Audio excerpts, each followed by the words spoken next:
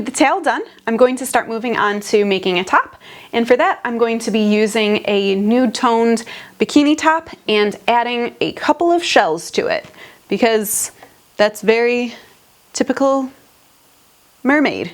Plus the shells match my tail. Ugh. My tail is heavy. To adhere the shells to the top, I'm going to be using some more silicone. Whoop.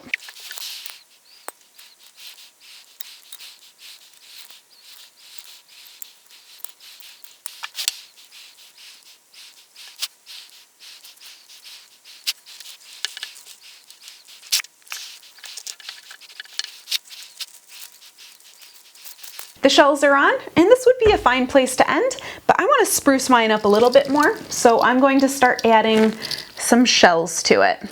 All right, so I'm just using a couple of pins to hold these on in the areas that I want, and then I'm going to use some thread to attach them to one another so that it's just kind of like a nice solid piece. With that all attached, I'm going to start sewing this in place. And I'm going to sew it directly onto the straps.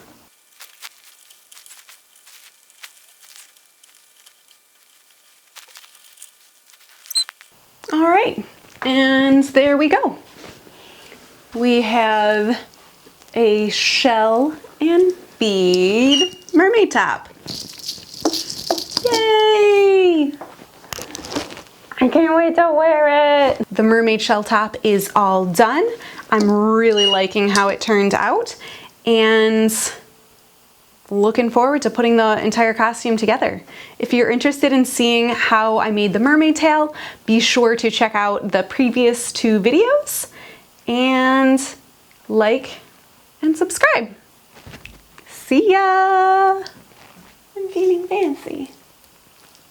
Like a fancy mermaid.